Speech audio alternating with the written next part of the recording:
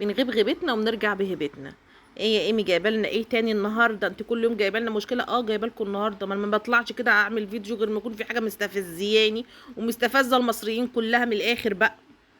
في ايه بقى؟ هو اللي عايز يطلع ترند يطلع على قفا المصريين ولا ايه؟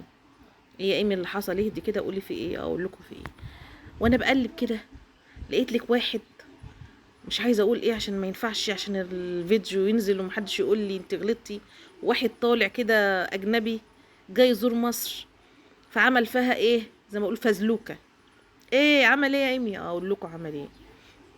الاستاذ جه بقى زار مصر، المهم ايه، شاف الاهرامات وفضل يحلل في الاهرامات شويه. ايه ده؟ ازاي يعني فضل يحلل في الاهرامات؟ ايوه، اكتشف ان الفراعنه المصريين ومش هم اللي بنوا الاهرامات. ايه؟ مش هم اللي بنوا الاهرامات؟ امال الاهرامات دي اتبنت لوحدها؟ لا، ما اتبنتش لوحدها. احنا عندنا طبعا الله اعلم، الله اعلى واعلم طبعا، بس احنا ربنا عطانا عقل نميزه، نميز بيه يعني. احنا عندنا تاريخ وعندنا كتب وعندنا اثبات ان الاهرامات اللي بناها الفراعنه. لا، قال لك لا، ان الاهرامات دي مش المصريين اللي بنوها، اللي هم الفراعنه المصريين اللي بنوها. ان الاهرامات دي اساسا كانت في عمق البحر. ايه؟ بحر؟ بحر ايه حضرتك؟ قصدك ان كانت مصر دي غرقانه في البحر ولا ايه حضرتك؟ لا، ما تفهمنا، عايزين نفهم. قال لك لا، قال لك ان الهرم الكبير متجزأ على 3 اجزاء. وبعدين قال لك ان الجزء الاولاني عباره عن طحالب اللي هو في الارض. طحالب؟ يعني ايه؟ يعني قصدك ايه بالموضوع ده حضرتك؟ قصدي ان الهرم الكبير كان في ميه، يعني الربع الاولاني كان في عمق البحر. وبعدين والنص التاني عباره عن خطوط، يعني زي ما انتوا هتشوفوه دلوقتي، شايفين زي ما انتوا شايفينه كده.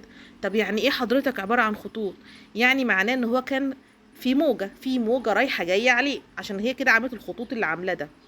تمام. الجزء الاخير بقى اللي فوق، لا ده ما كانتش طايله ميه، عشان كده هو ثبت زي ما هو، زي ما انتوا شايفين كده في الصوره. يعني الارضيه كانت في عمق البحر، ونص الربع التاني كان الموجه رايحه جايه عليه، والتالت ما كانتش، كان على وش الميه او على ضفاف النهر. المفروض ان احنا نصدق الهجص اللي انت بتقوله ده، حتى لو في من كلامك 1% مظبوط. ازاي يا ايمي في 1%؟ هو فعلا الجزء اللي تحت دوت فيه نسبة طحالب. طب ده معناته ايه؟ ده معناته يا استاذ يا محترم، انت لو كنت قبل ما تتكلم قريت في تاريخ مصر كنت هتعرف ان الاهرامات كان الاول في وشها نهر. كان البحر، الاهرامات اهي كانت على طول في وشها البحر،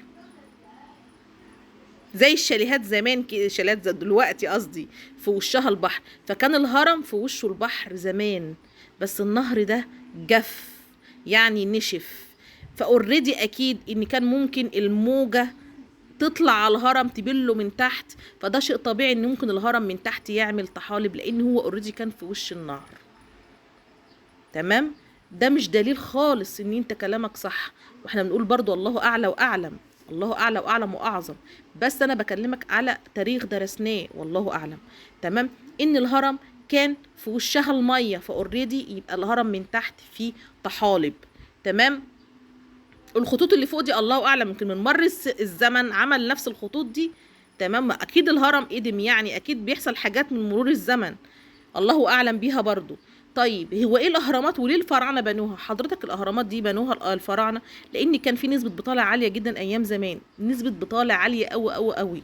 فهم قرروا ان هم يبنوا الاهرامات دي عشان يقضوا على البطاله، والكلام ده في كتب وتاريخ مصر. لو انت قريت وفهمت هتعرف الكلام اللي انا بقوله ده ان كلامك اصلا كله غلط في غلط. تمام. في اثبات، في اثباتات، في كتب، في تاريخ، في مهما عملتوا مش هتشككوا برضو في تاريخنا، مش هتشككوا في حضارتنا، مش هتشككوا في المصريين تاني. اللي عايز يعمل فزلوكة ويطلع على السوشيال ميديا يتشهر والناس تعرفه والناس تقول شوف، يبقى لكل بقى اللي كارهين مصر ومش عايزينها تعلى ولا يعني عايزين ناس كتير قوي بيشككوا في تاريخنا وفي حضارتنا. ليه حضرتك؟ ليه حضرتك؟ مصر هتفضل حضارة وتاريخ غصب عنكم وبالإثبات وبالكتب، وما يجيش أي حد يا جماعة يتكلم أي كلام وتصدقوه وتمشوا وراه. سلام، وسامحوني على الكلام اللي أنا قلته، بس برضو بلدي وهدافع عنها وبحبها. I love you مصر يعني. سلام.